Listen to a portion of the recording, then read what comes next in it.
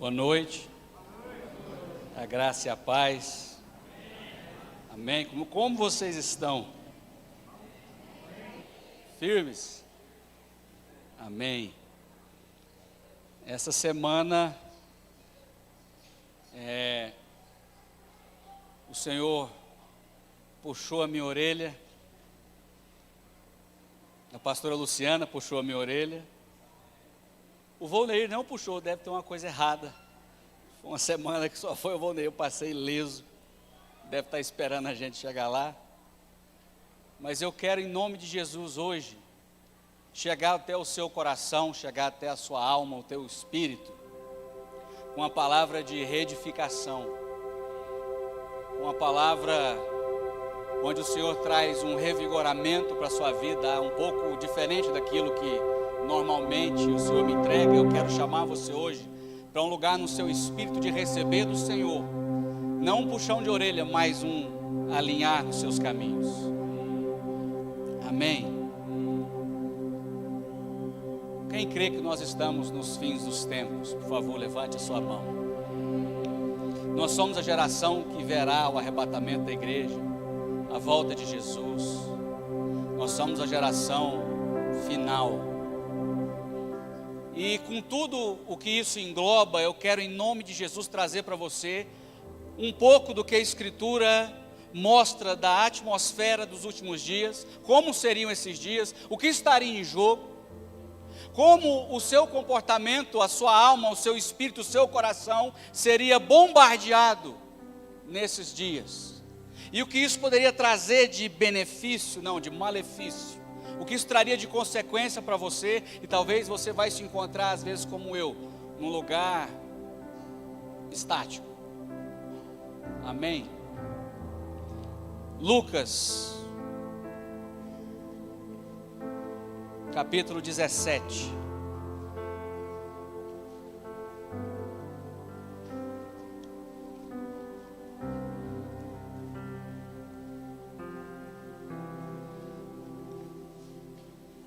Essa igreja é uma igreja que caminha de acordo com o Espírito Santo, sim ou não? Nós caminhamos com a palavra que o Senhor nos dá, nós caminhamos na dependência do Espírito. E o Senhor me deu uma palavra que nós não podemos mais confundir maturidade com frieza. E nem zelo com religiosidade. Porque por muitas vezes essas coisas têm se misturado no nosso meio. Têm se misturado às vezes até no meu coração. Às vezes o que eu acho que é maturidade começa a tratar as coisas com frieza. Talvez seja só eu. Ou às vezes eu acho que o zelo é religiosidade. A gente rotula qualquer tipo de, de zelo, de ritual, de religiosidade, só por uma placa, só por denominar aquilo. E eu quero chamar você para o seguinte: nos finais dos tempos, nos últimos dias, nos dias dos filhos, nos dias em que o Senhor viria, Ele diz assim no verso 26, assim como foi nos dias de Noé, será também nos dias do Filho do Homem. Comiam, bebiam, casavam e davam-se em casamento, até o dia em que Noé entrou na arca, e veio o dilúvio e destruiu a todos. O mesmo aconteceu nos dias de Ló. Comiam, bebiam, compravam, vendiam, plantavam e edificavam. Mas no dia que Ló saiu de Sodoma, choveu do céu fogo e enxofre, e destruiu a todos.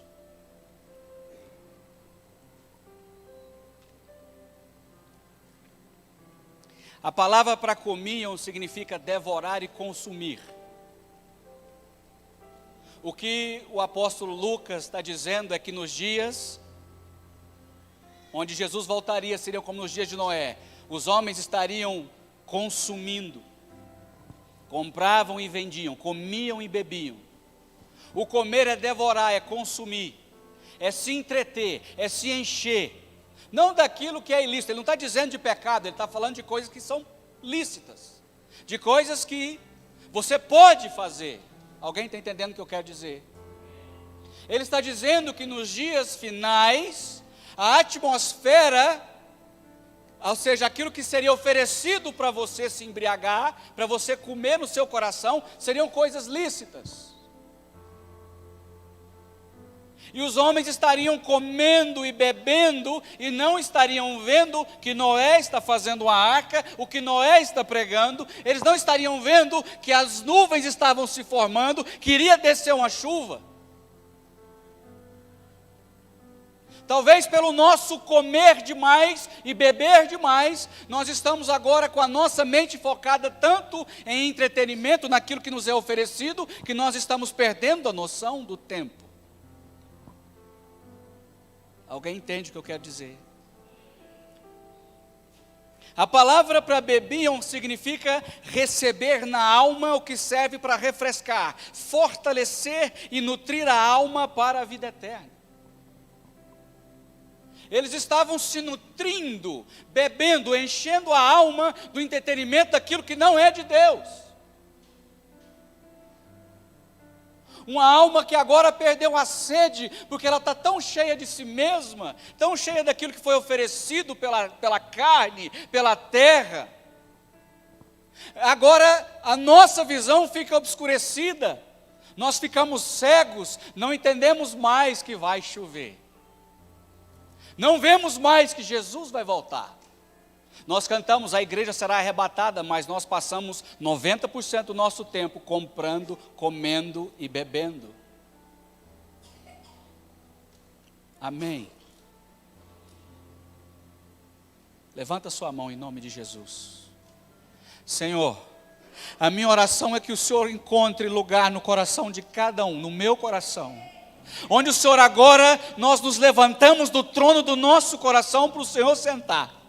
Nós entregamos ao Senhor a totalidade da nossa vida. Te pedimos, Jesus, seja tudo em nós. Alinhe agora o nosso coração e o nosso espírito, quanto ao tempo, quanto ao modo, quanto à sua vinda. Seja renovada a esperança da volta de Cristo Jesus, no seu coração, no coração da igreja. Nos dias de Noé, eles comiam e bebiam, devoravam, consumiam. Enchiam a alma, nutriam a alma para a vida eterna daquilo que não é vida eterna. Por isso que Noé entra na arca e todos perecem. O que nós temos hoje oferecido para nós, irmãos, a palavra para compravam significa perambular pelo mercado sem um destino certo. É tanta oferta para o seu coração, meu irmão, consumir, é tanta oferta para a sua alma se fartar, que você não tem nem mais destino certo. Uma alma que perdeu o foco. Quando você tira os olhos de Jesus, você perde o foco. Quando você tem os olhos dele, você anda até em cima da água. Pedro, enquanto olha para Jesus, ele anda em cima da água, mas quando ele tira o foco, quando ele não tem mais destino certo, a onda vem e leva.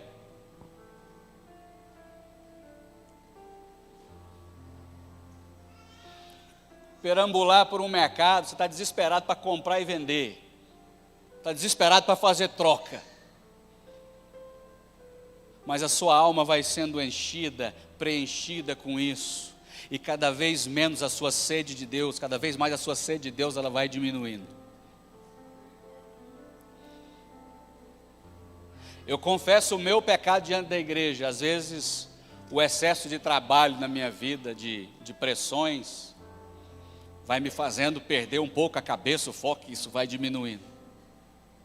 Então, irmão, olha para mim como alguém que recebeu algo que eu preciso passar para você também. A gente não é melhor do que ninguém, talvez quem sobe aqui seja muito pior do que quem não vem. Vendiam são negociantes que vendem e trocam. O entretenimento é o inimigo da aliança de hoje em dia. Casavam-se, davam-se casamento, está dizendo de um povo que perdeu a noção do que é aliança com Deus.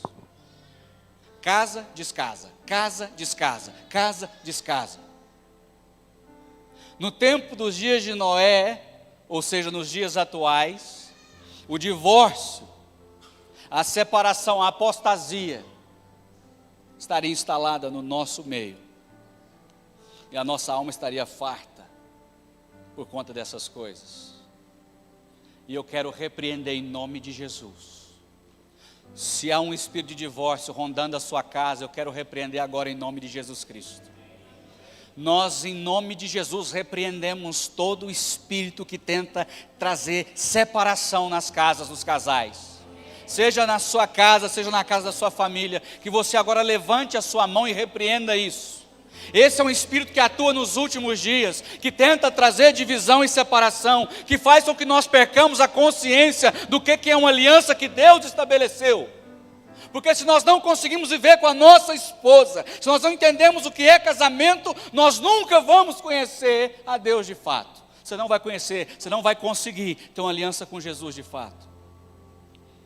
Se você não ama aquele que você vê, como é que você diz que ama Deus a quem você não vê? Essa atmosfera vai tomando conta de nós. Aqui nos dias de Ló, comiam e bebiam, compravam e vendiam, plantavam e edificavam. Plantar e edificar significa oferecer.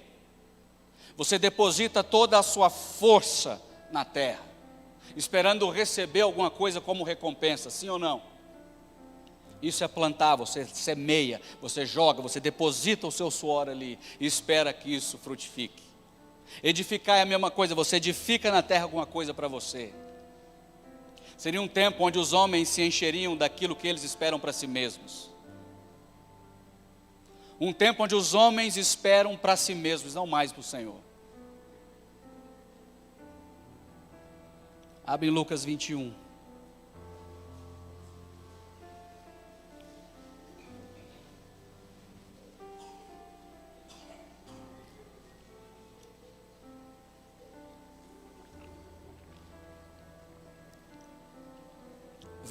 Versículo 34.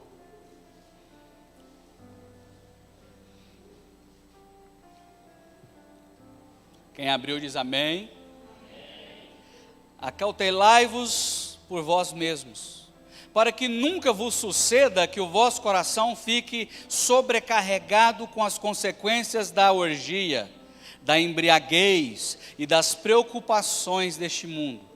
E para que aquele dia não venha sobre vós repentinamente, como um laço, pois há de sobrevir a todos os que vivem sobre a face da terra. Vigiai, pois, a todo tempo, orando para que possais escapar de todas essas coisas que têm de suceder, e estar em pé na presença do Filho do Homem. A advertência de Jesus é muito clara, ele está dizendo, olha, vigia. Nesses dias, o seu coração poderia facilmente ficar sobrecarregado com essas coisas.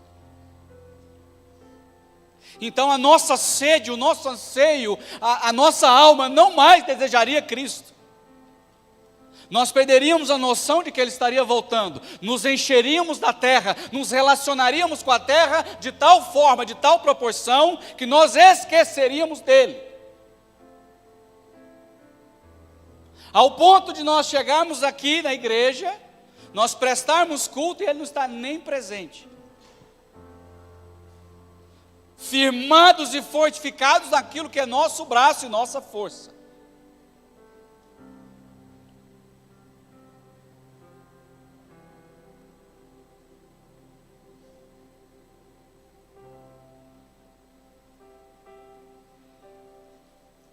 Eu quero, em nome de Jesus, orar agora, para que o nosso coração volte ao lugar que saiu.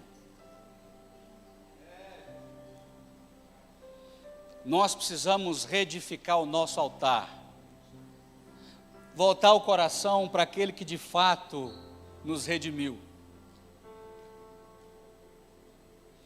O excesso de coisa, o excesso de entretenimento, o excesso das bandejas oferecidas, nos fazem esquecer que o nosso pecado foi perdoado. Às vezes faz tanto tempo que você teve seu pecado perdoado, você já até esqueceu. A nossa luta ainda é contra o pecado, Jesus nos salvou. Nós precisamos relembrar todos os dias, Jesus está vivo. O meu pecado foi perdoado, foi lançado fora, o seu também. E com essa mentalidade do apóstolo Paulo: a vida que agora vivo na carne, não vivo mais eu, Cristo vive em mim. Foi Ele quem me perdoou, Ele quem me redimiu, Ele quem me fez nascer de novo. E eu não nasci de novo para viver de acordo com a minha força, ou para viver num limbo entre o que pode e o que não pode. Eu nasci de novo para viver segundo a semelhança dEle. Nós nascemos de novo para viver segundo o seu Espírito.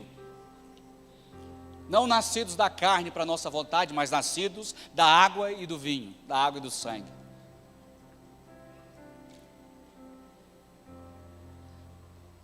O nosso pecado foi perdoado, o seu pecado foi perdoado. Vamos voltar os nossos olhos ao autor e consumador da nossa fé. Deixa eu continuar, eu tenho um lugar para chegar, você vai entender. Em Apocalipse 2. Eu não sou igual ao Gustavo, mas tem muita coisa para você ler hoje. São 7h10. Fala para o seu irmão que está do seu lado, o homem está com tempo hoje.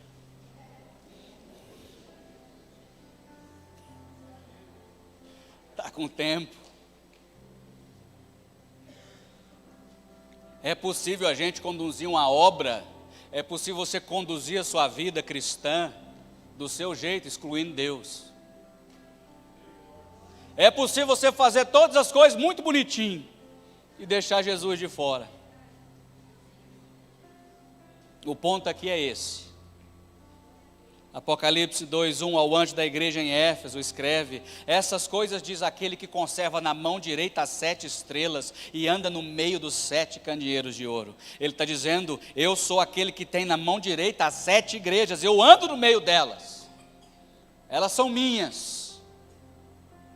2, conheço as tuas obras, tanto o teu labor como a tua perseverança, e que não pode suportar homens maus, e que puseste à prova os que a si mesmos se declaram apóstolos e não são, e os achaste mentirosos, e tens perseverança e suportaste provas por causa do meu nome, e não te deixaste esmorecer. Tenho, porém, contra ti que abandonaste o teu primeiro amor. Lembra-te, pois, de onde caíste, arrepende-te e volta à prática das primeiras obras. E se não, venho a ti e moverei do seu lugar o teu candeeiro, caso não te arrependas.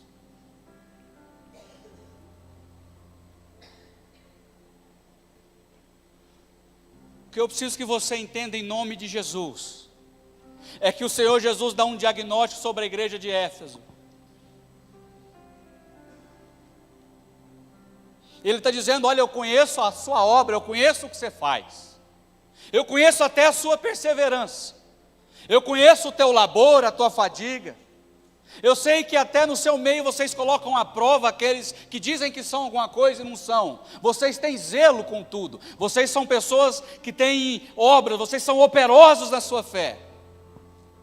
Ou seja, não tinha nenhum tipo de repreensão quanto ao exterior, não tinha nenhum tipo de repreensão quanto ao que eles estavam fazendo. Mas para Deus, irmão, não serve, não significa mais aquilo que você faz, e sim aquilo que você é. Não é o que você está fazendo, e sim aquilo que nós estamos nos tornando. É aquilo que eu sou e não aquilo que eu faço. Porque Ele olha para essa igreja e fala: olha, está tudo certo, mas você caiu. Você abandonou o primeiro amor. Abandonar não é esquecer nem deixar de lado, é mandar embora. Talvez apegado no labor, talvez apegado na obra, talvez apegado em resultado. Talvez acostumado com o ambiente. Talvez acostumou com o ambiente. A palavra é boa, o louvor é bonito, mas de segunda a sábado é o inferno, irmão. Eu gosto da palavra, é linda. Parece o jovem rico, chama Jesus de bom mestre.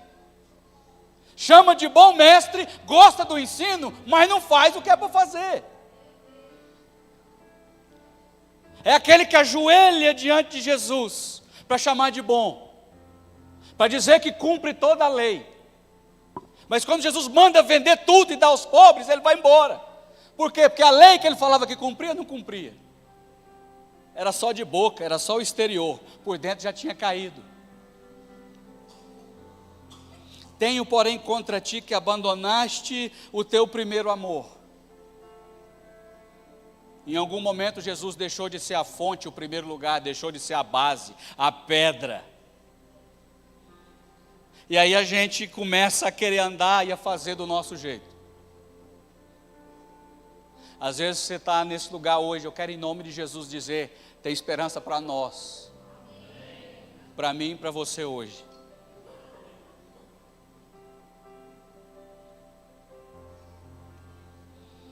Lembra-te, pois, de onde caíste, arrepende-te e volta à prática das primeiras obras. Aquela igreja onde todo mundo achava que estava lindo, que estava tudo organizado, já tinha caído por dentro. Eu quero dizer uma coisa, Davi quando cai com Batseba, ali não é a queda dele, é a manifestação de algo que já tinha caído por dentro. Às vezes nós caímos por dentro, mas espera ser manifesto por fora. Não deixe chegar nesse ponto, é hoje. É hoje. Nós vamos levantar em nome de Jesus os corações que estão no lugar errado hoje. Reedificar um altar, colocar Jesus de novo no centro. Sabe, trazer de novo uma fome, uma sede, um anseio, um anelo pela presença de Deus. Aqui está dizendo, olha, eles fazem um monte de coisa. Eu sei da tua obra, do teu labor, da tua perseverança, mas ele não fala, eu sei da tua oração. Eu sei do teu jejum, não tem. A oração revela dependência de Deus. Um homem que não ora, ele está dizendo, eu dependo de mim mesmo, acabou. A oração, ela revela o quanto você depende que Deus faça alguma coisa por você. Ela revela o quanto seu coração está entregue. O jejum fala do quanto eu quero morrer para o Senhor. Do quanto eu esmurro a minha carne, eu entendo que é um corpo de humilhação, e eu quero que o Espírito Santo retome um lugar de liderança na minha vida, de governo. E ele começa a listar essas coisas, mas não fala de oração e jejum. Acabou o tempo da gente firmar a obra que a gente lidera, ou a vida que a gente vive, do braço. No braço não vai dar mais. Nós podemos encher esse lugar de cadeira e encher de gente, mas Jesus quer te encher do Espírito. Nós podemos encher esse lugar, sabe, fazer um monte de coisa, né? Artifício aqui, vai encher de gente. Mas Jesus quer mudar o seu coração. Ele quer mudar a sua casa, quer transformar a sua vida, quer reinar em você, quer liberar sobre você algo que você não vai mais conseguir ser o mesmo. Então não é mais sobre um ministério, não é mais sobre um resultado, não é mais sobre o que vai acontecer, mas é o que nós somos, o que Ele é e como nós vamos chegar até Ele.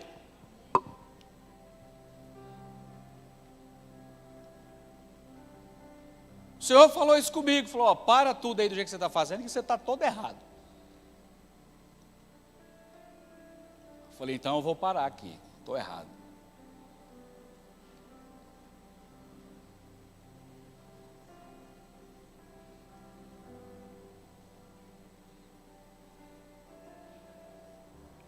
Primeira Coríntios 13.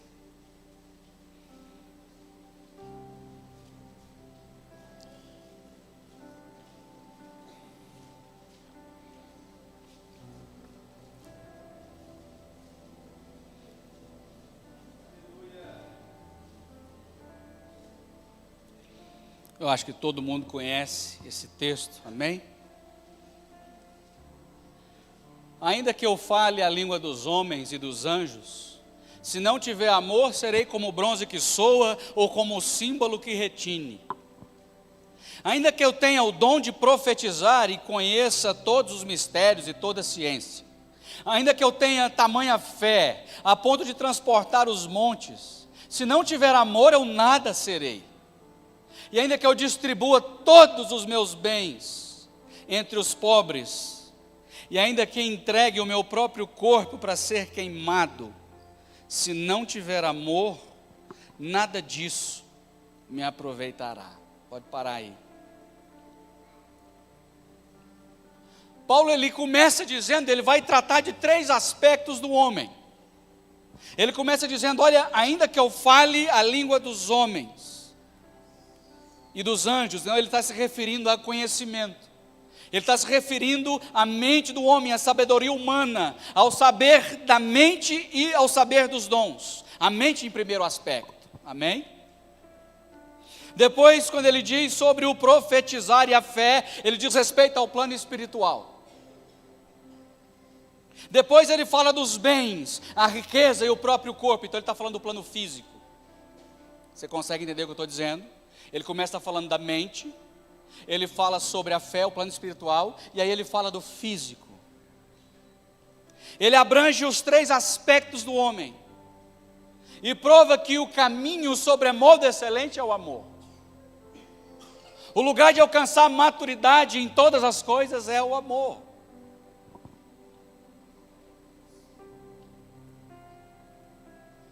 Ainda que eu fale a língua dos homens e dos anjos, ainda que eu tenha toda a capacidade de me comunicar, ainda que eu tenha toda a persuasão e o convencimento, ainda que eu tenha toda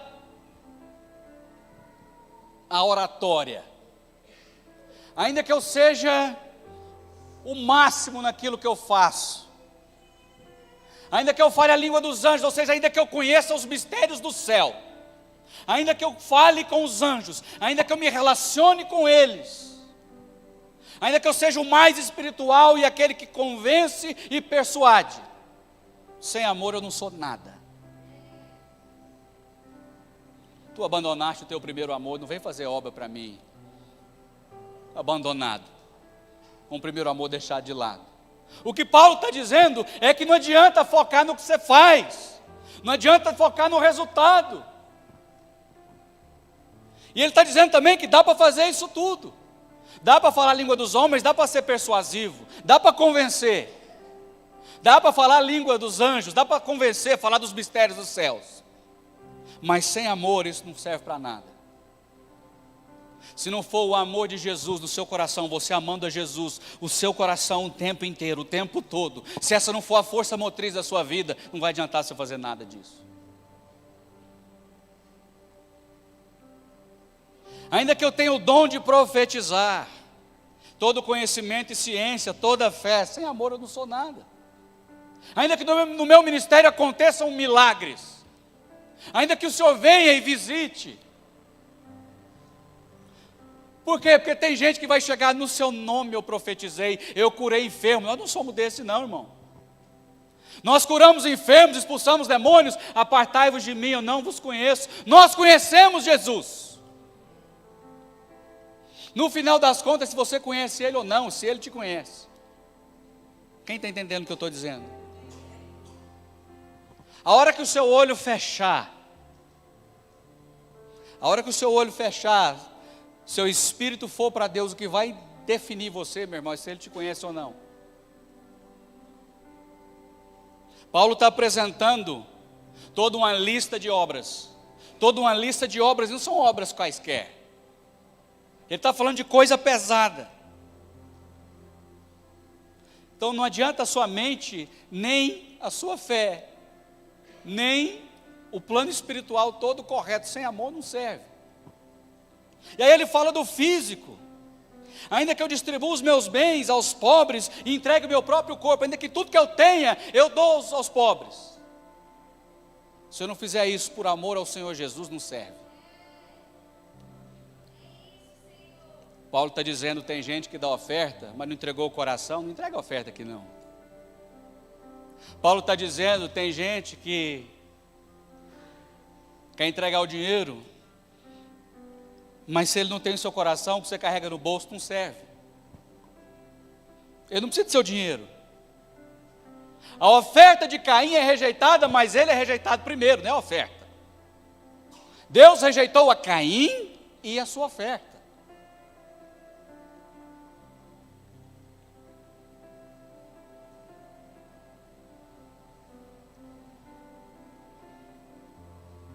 O que Paulo está dizendo é que nenhuma obra, ciência, conhecimento ou oferta são alguma coisa diante de Deus. Não tem nada que você pode fazer para impressionar o Senhor, a não ser um coração contrito e compungido. Nós podemos realizar todas essas obras, nós podemos ter um ministério que for, sem amor. E a Bíblia diz que Deus é amor.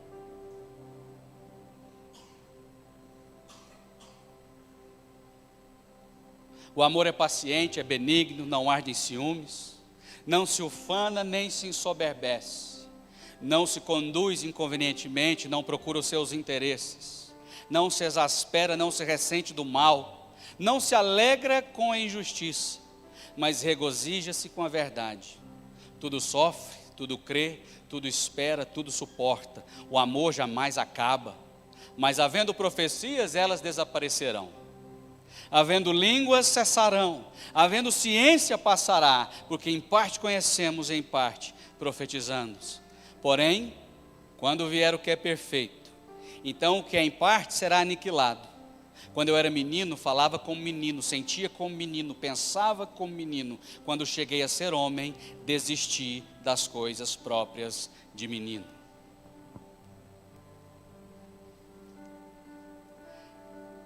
Ele está dizendo que a única maneira de você amadurecer em Deus é amando o Senhor Jesus. Se você não amar Jesus da maneira como Ele está descrevendo, você vai ser menino para sempre. O menino é aquele que quer mandar em si, que acha que sabe e não sabe.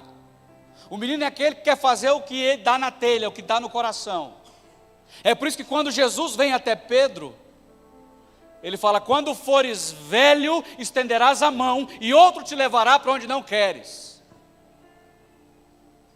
Ou seja, quando você amadurecer, deixar de ser menino, eu vou te conduzir. Eu quero em nome de Jesus liberar sobre essa igreja, Senhor, uma unção de amadurecimento sobre os nossos irmãos, sobre as nossas vidas. Onde agora nós entendemos o amor ao Senhor, e entendemos em nome de Jesus que o processo de maturidade se encontra em amar a Deus. Não somos mais como meninos, mas como homens adultos que têm um cabeça, que têm um governo, que tem alguém que nos leva onde a gente não quer ir.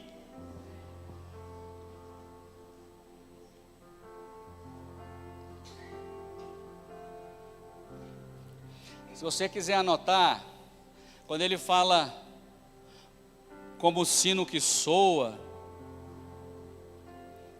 bronze que soa, o símbolo que retine, ou quando ele fala dos dons de profetizar sem amor, e quando ele fala: olha, eu vou dar os meus bens, eu vou entregar o meu corpo a ser sacrificado. Irmão, a adoração sem amor é só barulho. O dom sem amor é obra de pó. E o sacrifício sem amor é fogo estranho. O que Paulo está listando é que se Jesus não estiver no meio, não serve. A adoração sem amor é só barulho. Êxodo 32. Josué e Moisés descendo do monte, eles estão escutando eles adorar um bezerro de ouro.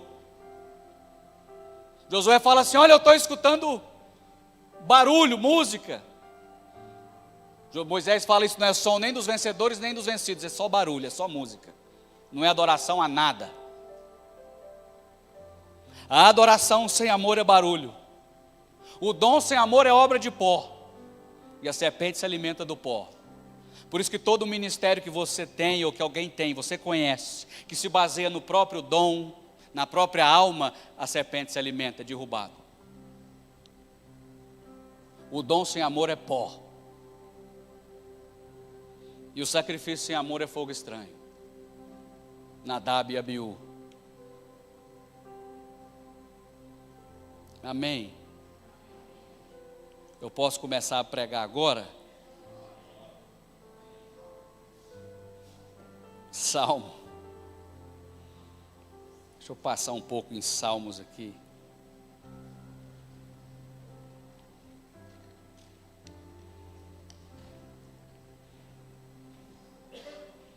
Seja o Senhor quem levanta a sua vida hoje, em nome de Jesus. Seja o Senhor quem levanta a sua vida hoje, em nome de Jesus Cristo. Que o Senhor abra os olhos do seu coração, tire agora toda a escama, que caiam as escamas dos olhos, que nós possamos ver o propósito, enxergar de novo o nosso Deus. Senhor, tira tudo, tira da nossa alma aquilo que nos enche, aquilo que nos deixa pesado. Deixemos de lado todo o embaraço, todo o pecado, todo o peso que nos rodeia. Retira todo o peso. Sejam livres, sejamos nós livres, agora para olhar para o Senhor de novo, enxergar de novo quem me salvou. Nossa alma precisa voltar a anelar, a ansiar por estar na presença de Deus. Salmo 42, todo mundo conhece também, amém?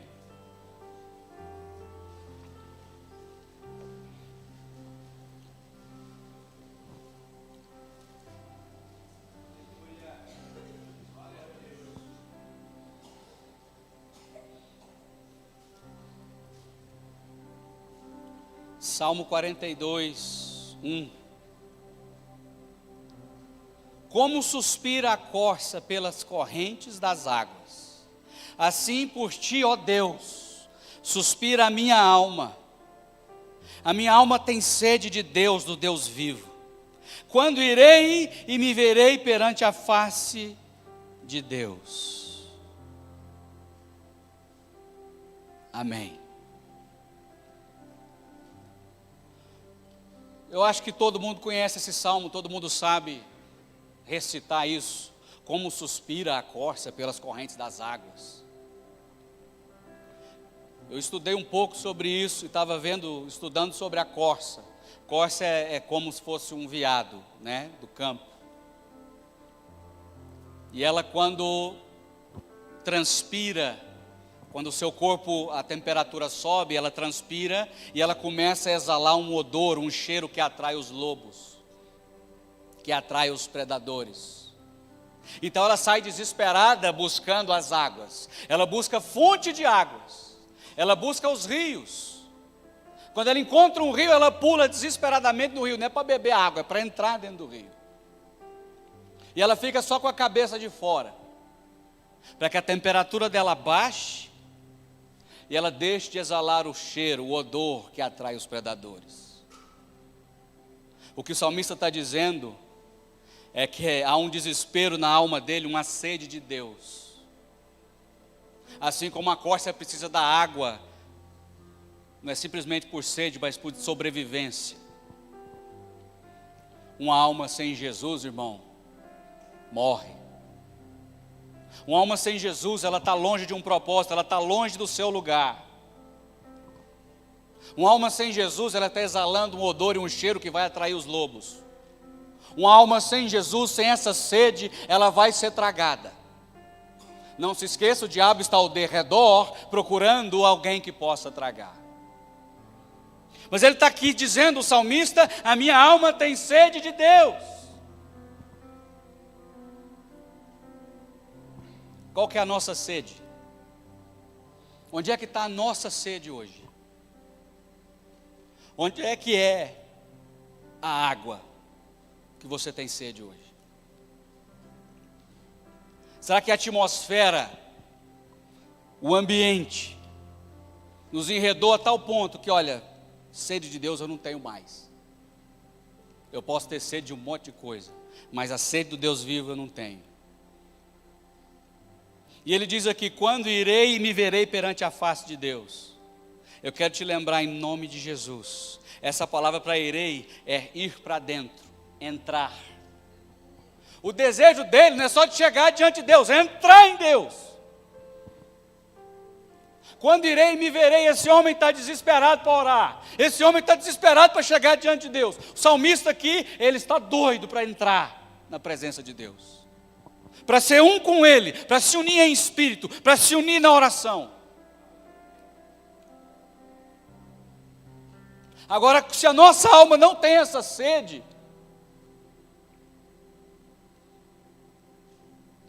nós estamos no lugar errado. Amém? Alguém está entendendo? Amém.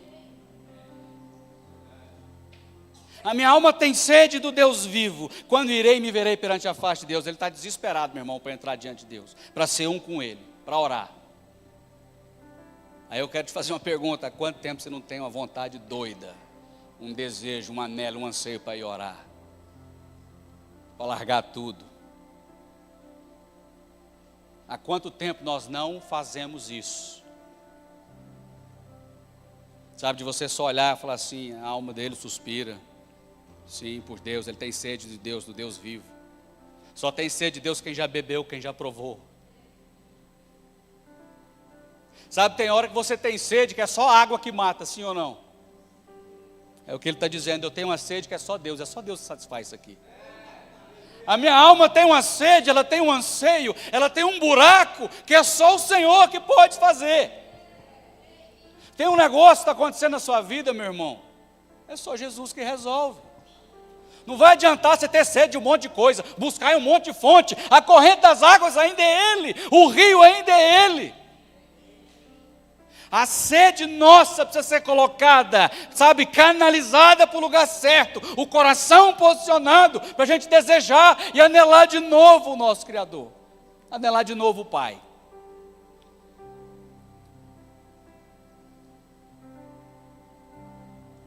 Nós não somos como Adão que correu para longe, escondeu. Nós somos do último Adão, não do primeiro. O primeiro Adão corre por conta do pecado. Se está faltando sede, é o pecado que dominou, entrou e dominou. E aí a gente corre para longe. O salmista deseja, anela e quer entrar em Deus. O problema da falta de sede às vezes é o nosso pecado. Um pecado não confessado, um pecado que você vive caindo, você vive naquilo. Essas coisas minam a sede de Deus. Essas coisas minam o seu coração no lugar correto. Alguém entende o que eu quero dizer?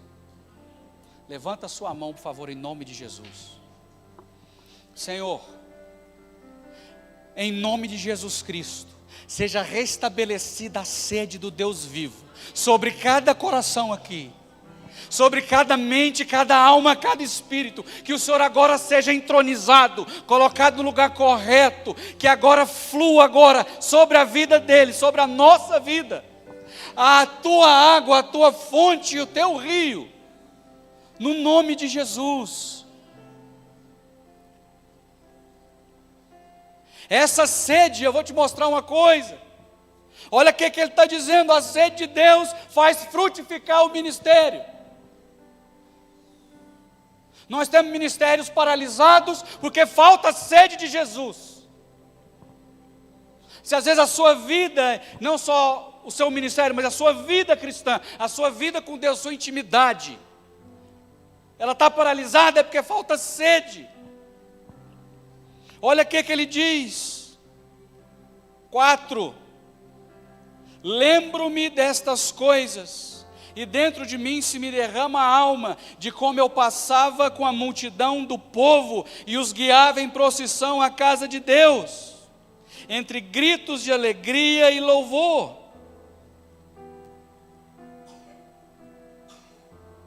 Ele está dizendo que ele guiava uma multidão. A frutificação na sua vida e no seu ministério depende de uma sede de Deus. Ela não vai depender mais da sua forma de falar ou de fazer, ela não depende mais da sua performance, ela depende de uma sede daquele que é dono de tudo, daquele que é o dono da obra. Ele está dizendo: eu lembro de como eu guiava em procissão um povo, eu guiava uma multidão à casa de Deus. A sua sede de Deus pode mudar a sua família. A sua sede de Deus pode mudar o seu bairro, pode mudar a sua casa. A sua sede de Deus vai mudar não só você, mas muita gente vai beber daquilo que você recebeu, porque estava com sede. A frutificação de um ministério, a frutificação na sua vida, ela só acontece devido à nossa sede. A minha alma tem sede de Deus, do Deus vivo. Quando irei e me verei perante a face de Deus? Um anelo, um anseio na alma dele, eu preciso de Jesus. Não preciso de mais nada, eu preciso de Jesus. Eu preciso encontrar com Ele hoje, eu preciso que Ele fale comigo, eu preciso de uma palavra, de um consolo, de uma cajadada, eu preciso de qualquer coisa que venha dele, eu preciso dele. Ele está revelando uma dependência, um amor, um anseio, um desejo. Um ministério pautado na sede de Deus frutifica para multidões. Multidão em festa.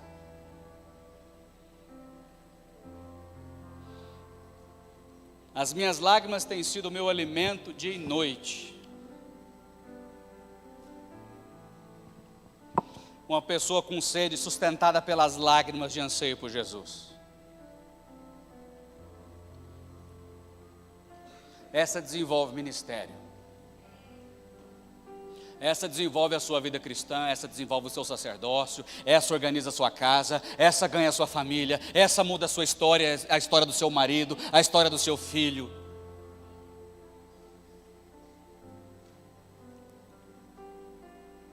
E aí você começa a lembrar do que eu comecei dizendo de Lucas 17. Compravam e vendiam, bebiam e comiam, plantavam e edificavam. Essas coisas vão enchendo a nossa alma, que mina tanto, que chega num lugar desse, você olha, eu não tenho mais sede de Deus. E aí a nossa vida cristã é paralisada, o nosso ministério é paralisado e fica tudo meio que... Você está entendendo o que eu quero dizer? Salmo 84.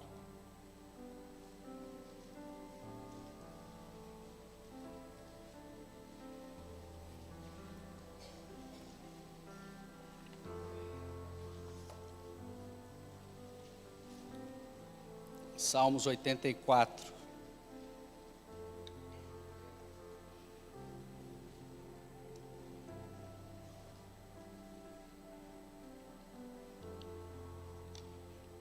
Quem abriu aí diz amém. Vocês estão comigo ainda? Firme? Salmos 84, 1 diz assim: quão amáveis são os teus tabernáculos, Senhor dos exércitos. A minha alma suspira e desfalece pelos átrios do Senhor. O meu coração e a minha carne exultam pelo Deus vivo. O pardal encontrou casa, a andorinha ninho para si, onde acolha os seus filhotes. Eu, os teus altares, Senhor dos exércitos, Rei meu e Deus meu. Eu vou ler de novo. A minha alma suspira e desfalece pelos átrios do Senhor. O meu coração e a minha carne exultam pelo Deus vivo. O pardal encontrou casa, a andorinha ninho para si, onde acolha os seus filhotes. Eu, os teus altares, Senhor dos exércitos, Rei meu e Deus meu. O pardal encontra casa. Ele encontrou a segurança de uma casa para ele. A andorinha encontrou ninho para ela, ou seja, conforto para ela e para os seus filhos. Então ele está falando de lugar de segurança, ele está falando de lugar de provisão, ele está falando de um lugar de conforto. Ele está dizendo, olha, o pardal encontrou uma casa, a andorinha encontrou um ninho para si, onde ele acolhe os filhotes e sua família. Agora eu encontrei os teus altares.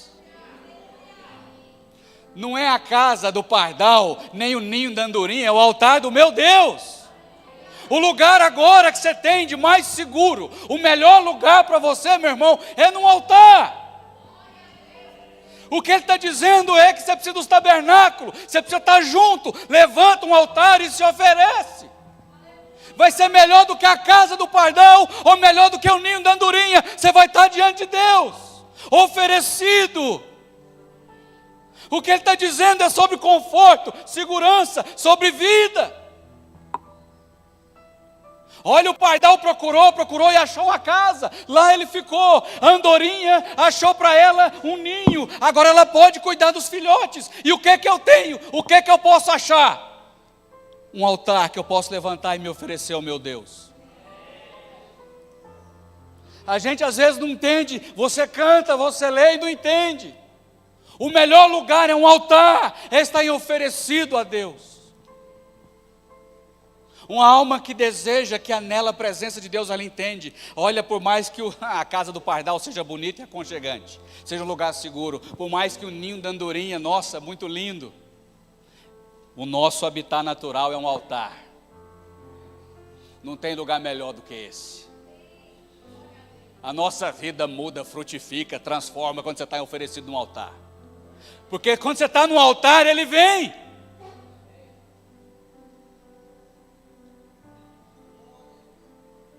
Não vai interessar mais, irmão, o que está acontecendo ao redor, de dentro, de fora. Quão amáveis são os teus tabernáculos, quão amável é a tua presença, Senhor.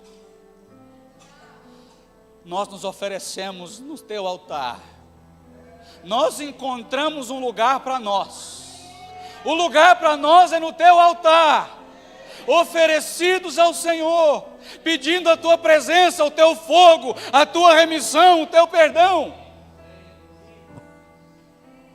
Não há mais lugar sobre a face da terra para nós a não ser um altar.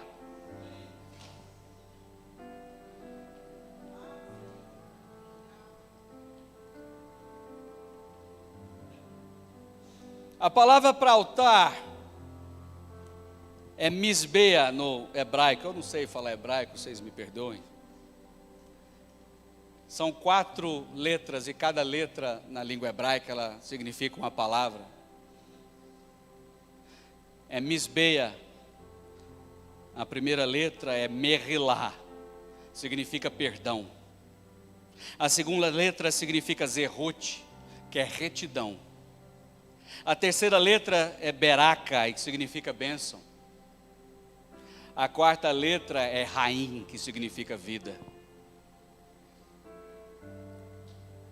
O pardal encontra casa, a andorinha encontra ninho. Mas eu no altar de Deus encontro perdão, retidão, bênção e vida.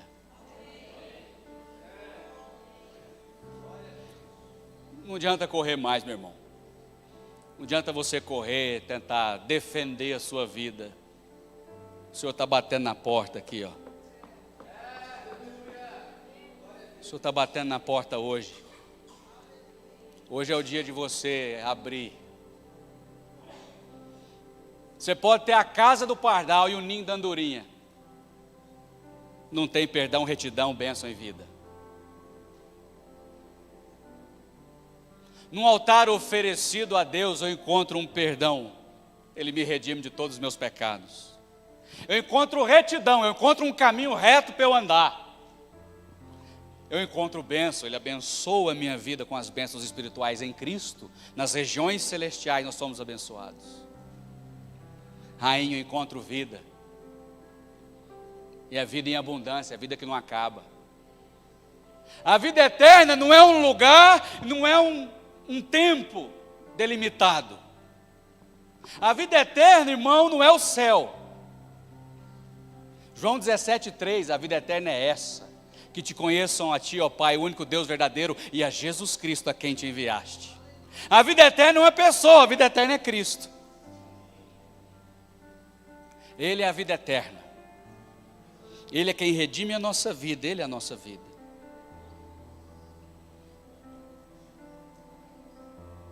Vocês estão comigo ainda?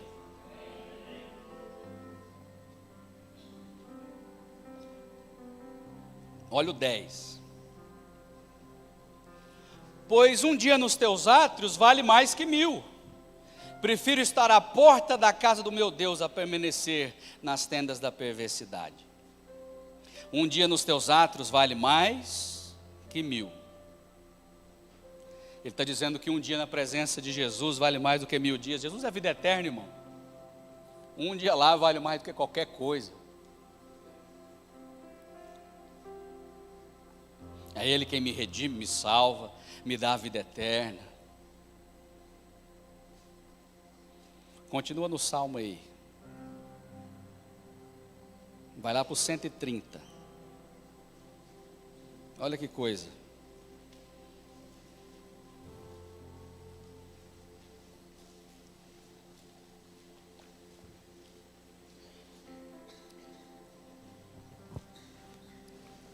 133. Estou acabando, viu? Amém? Aí no máximo mais 1h30. 133. Se observares, Senhor, iniquidades, quem, Senhor, subsistirá? Contigo, porém, está o perdão, para que te temam. Aguardo o Senhor, a minha alma o aguarda, eu espero na sua palavra. Segura aí. O salmista está dizendo assim: se observarem, Senhor, as iniquidades, quem vai subsistir? Se fosse para olhar a iniquidade, a gente estava condenado já. E aí ele começa a refrescar a sua alma, ele começa agora a reanimar o seu espírito, a depositar a esperança em Deus. Ele diz: contigo, porém, está o perdão, para que te temam. Aguardo, Senhor, a minha alma o aguarda, eu espero na sua palavra. Um anseio não só pela presença, mas um aguardar na palavra. Eu conheço o verbo que se fez carne, eu sei que ele tem perdão para mim. Então eu sou reanimado, redimido e alimentado na espera por um perdão. Eu sei que o Senhor não vai lembrar só das minhas iniquidades. Porque se ele olhar só para as iniquidades, se eu observar as iniquidades, eu estou fora. Não dá para mim. Contigo, porém, está o perdão.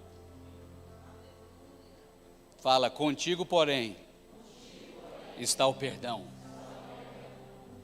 Ele perdoa. Olha o 6. A minha alma anseia pelo Senhor mais do que os guardas, pelo romper da manhã.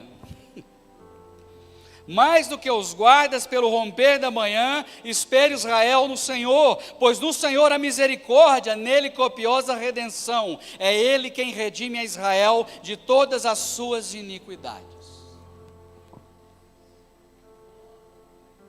Eu achei muito interessante essa analogia que o salmista faz, eu achei muito doido, para falar a verdade.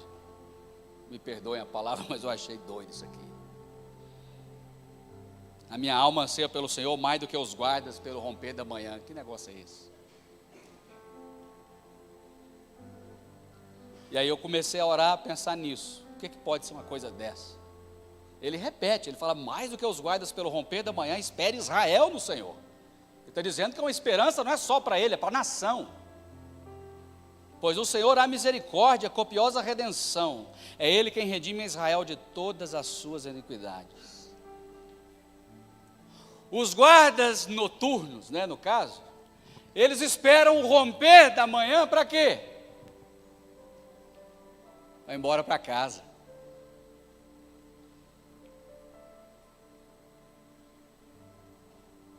Os guardas noturnos esperam o romper da aurora, o nascer do sol, para ir embora para casa. Ele está dizendo, a minha alma anseia pelo Senhor mais do que os guardas. Pelo romper da aurora, ele está dizendo, eu quero mais ir embora para minha casa do que os guardas, quando eles estão olhando aí de noite. É descanso físico para os guardas, mas é descanso eterno e espiritual para mim, é isso que ele está dizendo. Essa é a analogia, é um anseio, uma vontade de ir embora para casa. Se nos falta isso, irmão, está tudo errado.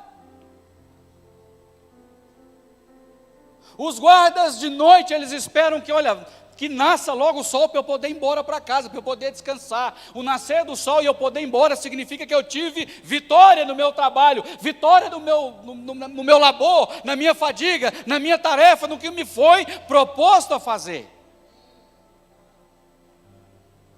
E o salmista está dizendo, a minha alma anseia pelo Senhor mais do que esses guardas esperam, porque a espera deles é física, a espera desses guardas é para ir para uma casa que cai.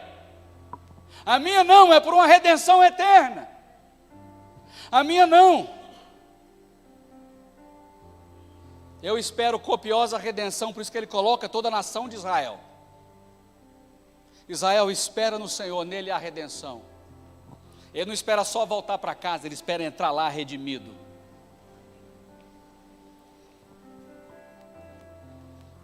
Com a alma cheia, nós vamos pisar favo de mel.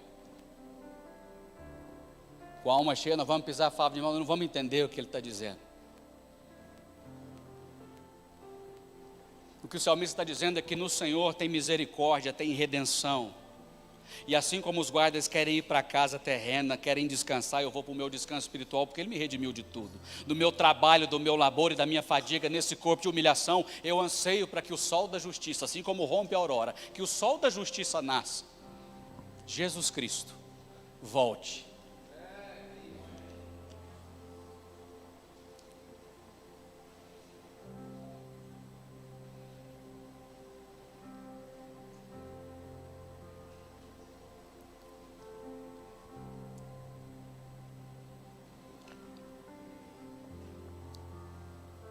Senhor, em nome de Jesus, restaura o nosso anseio pela Tua volta.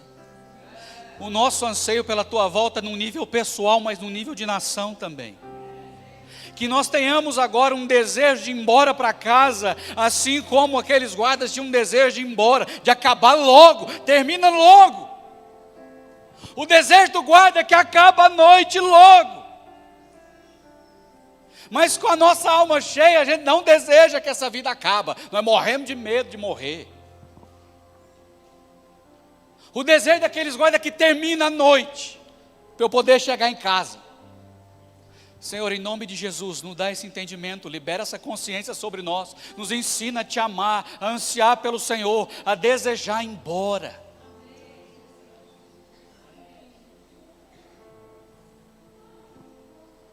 Alguém está entendendo alguma coisa aí? Não?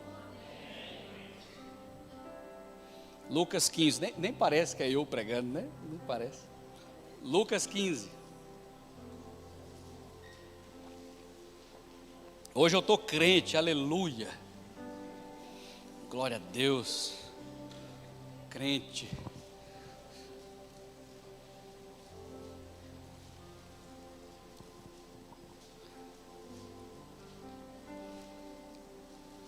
Lucas 15 é o capítulo do desviado. Amém.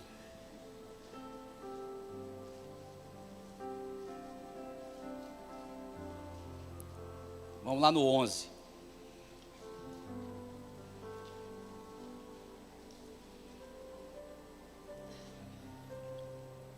Quem abriu diz amém.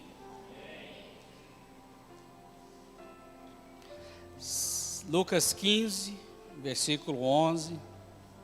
Diz assim, continuou, certo homem tinha 2 filhos, fala aí, 2 filhos. O mais moço deles disse ao pai, dá-me a parte dos bens que me cabe. E ele lhes repartiu os haveres.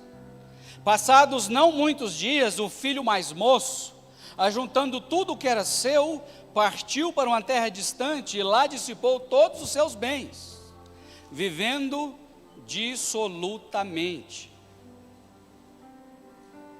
Para aí.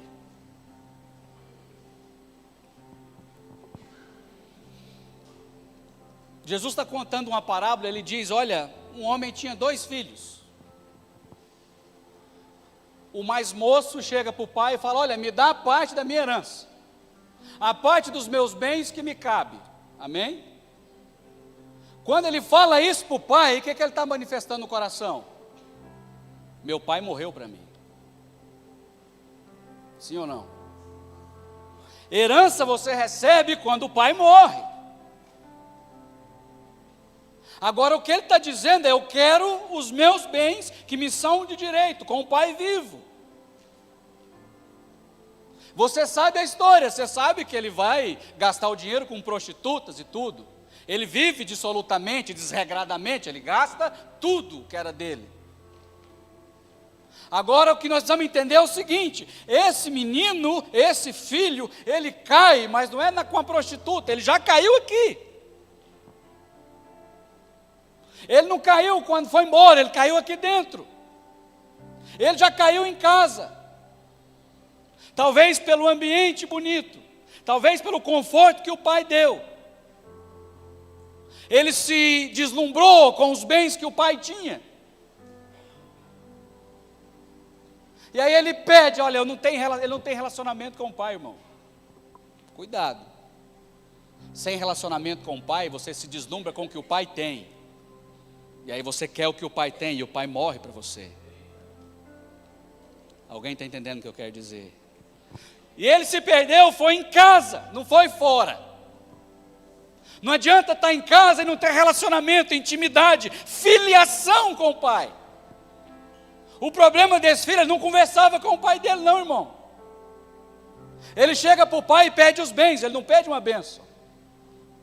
Ele não pede uma direção, ele não pede um conselho. Ele quer os bens do pai. Pai, o Senhor morreu para mim. Me dá o que é meu.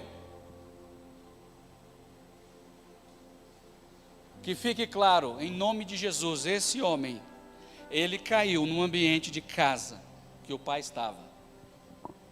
Sem relacionamento com o pai, eu quero repetir para você fixar isso na sua mente, no seu coração. Sem relacionamento com o pai, você se deslumbra com aquilo que o pai tem e com aquilo que o pai pode te dar.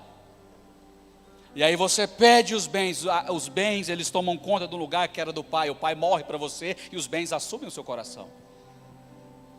Esse menino caiu dentro de casa, ele não caiu lá fora. Lá fora é uma queda manifesta, a queda aconteceu aqui. Amém. Esse menino, ele perde o prazer, ele perde a satisfação na pessoa do pai. Ele perde a vontade, o desejo de estar com o pai. Ele perdeu tudo, irmão. O pai para ele estava morto.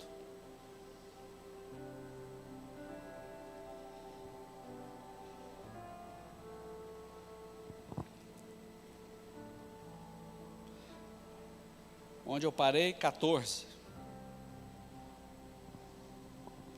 Depois de ter consumido tudo,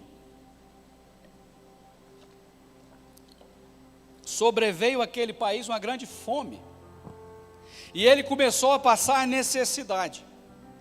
Então ele foi e se agregou a um dos cidadãos daquela terra, e este o mandou para os seus campos a guardar porcos. Ali desejava ele fartar-se das alfarrobas que os porcos comiam, mas ninguém lhe dava nada.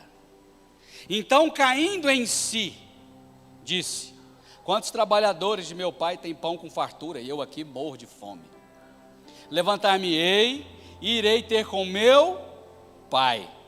E lhe direi: pai, pequei contra o céu e diante de ti, já não sou digno de ser chamado teu filho.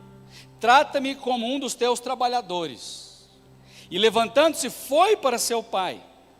Vinha ele ainda de longe, quando seu pai o avistou, e compadecido dele, correndo, o abraçou e beijou.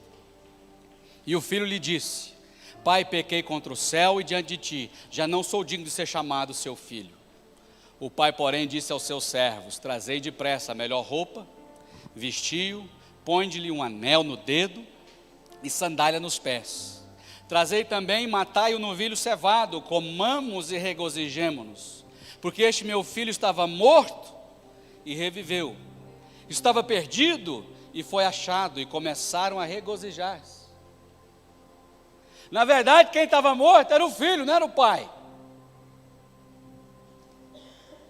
Entenda uma coisa, às vezes quando a gente pede os bens, pede aquilo que Deus pode dar, e aquilo toma o lugar de Deus, quem morreu foi a gente, não foi Deus.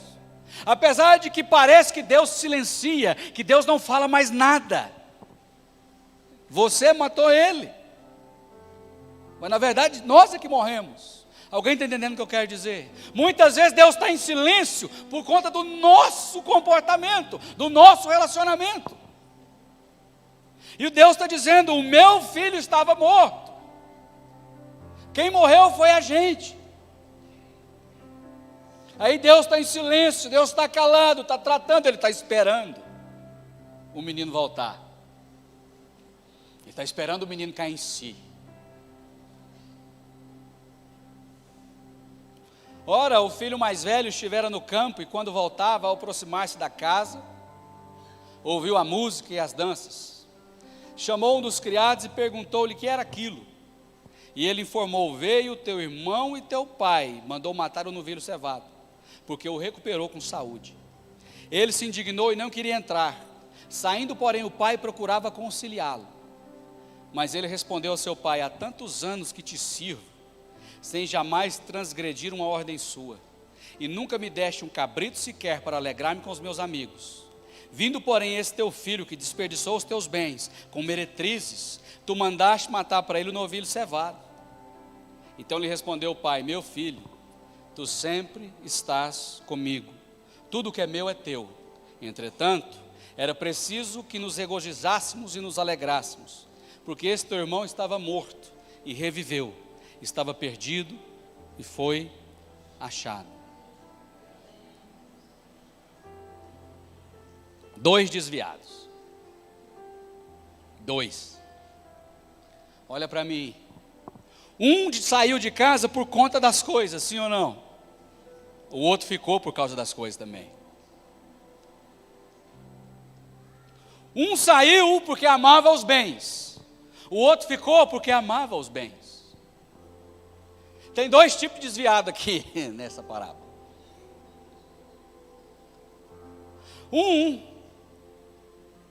Chama os criados e fala: o que está acontecendo? Não, o seu pai mandou matar o novilho porque o seu irmão chegou. Amém. Porque o seu irmão chegou. Agora eu te falo, ele não mandou chamar o pai.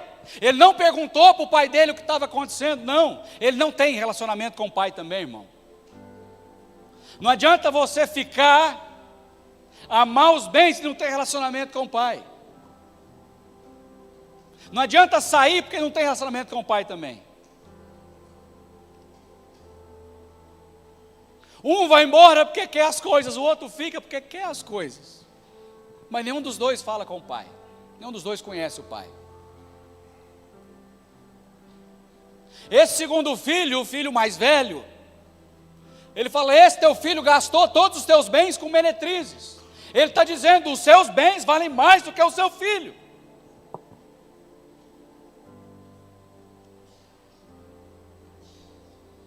Vamos guardar o nosso coração, porque talvez nós tenhamos nos embriagado e perdido a visão do nosso pai por aquilo que o pai deu.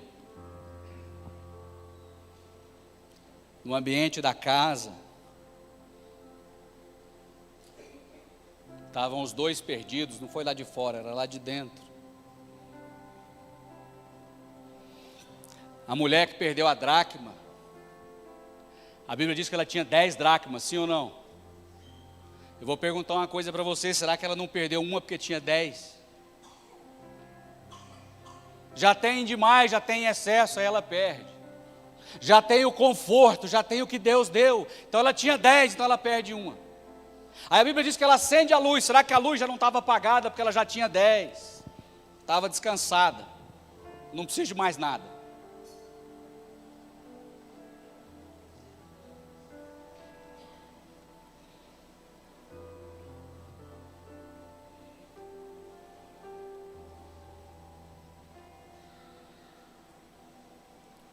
Em nome de Jesus, a motivação, a intenção do meu coração aqui hoje é restabelecer em você a ordem prioritária das coisas de Deus. É entender um relacionamento, um coração alinhado naquilo que é Jesus para você. Eu sei, eu conheço as demandas desse mundo, né? Jesus ora, fala assim: olha, eu não oro para que os tire do mundo, mas que os livre do mal. No mundo nós estamos todo dia, eu sei o que é isso. Mas hoje a proposta de Cristo é que você abra de novo o coração para Ele e deixe Ele reestruturar, organizar de novo. Voltar os nossos olhos para a cruz do Senhor de novo. Ansiar de novo por uma volta dEle, pelo romper da manhã. Saber que, ainda que a casa do pardal e o ninho da andorinha sejam chamativos, o nosso lugar é um altar.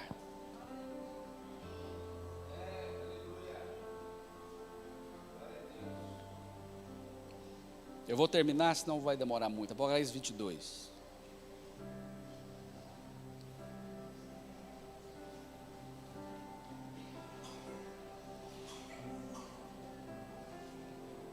Apocalipse 22.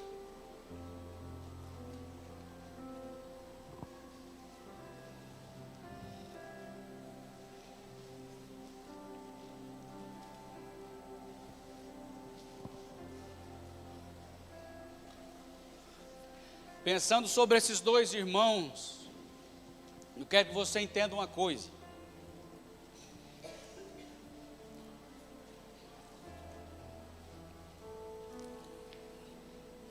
Os dois caem dentro de casa. Isso aponta que não é um ambiente, não é aonde caíram. Não é porque um caiu com prostituta e o outro caiu vendo as riquezas do pai e sendo tratado como escravo. Aquela palavra fala, eu tenho te servido. A palavra servir é doulos. Ou seja, tem jeito de você ficar na igreja, ficar nesse ambiente e se relacionar com Deus como se você fosse um escravo. O escravo serve por salário e por bens. O filho serve por honra e amor ao pai. Então não interessa mais onde caiu, ou como caiu, não interessa mais aonde estava, o que estava. Interessa agora é onde o coração dos dois estava. Aonde estava o coração dos dois. Porque os reflexos e os movimentos podem ser diferentes, mas o lugar do coração dos dois era o mesmo. Amém? Eu vou terminar Apocalipse 22, 16.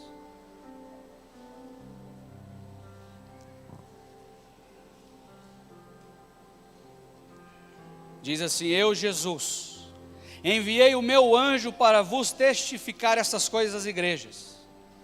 Eu sou a raiz e a geração de Davi, a brilhante estrela da manhã. O Espírito e a noiva dizem, vem. Aquele que ouve, diga, vem. E aquele que tem sede, venha. E quem quiser receber, receba de graça a água da vida. Amém.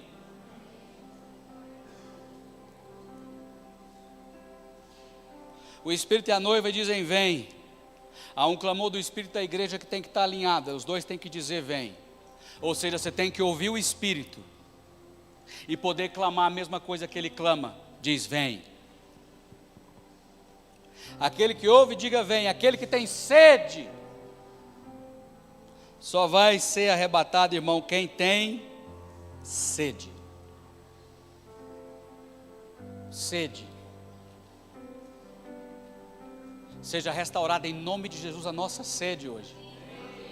De verdade, em nome de Jesus, restaurada a nossa sede pelo Espírito Santo, nosso amigo, nosso consolador. Aquele que tem sede, e quem quiser, receba de graça a água da vida.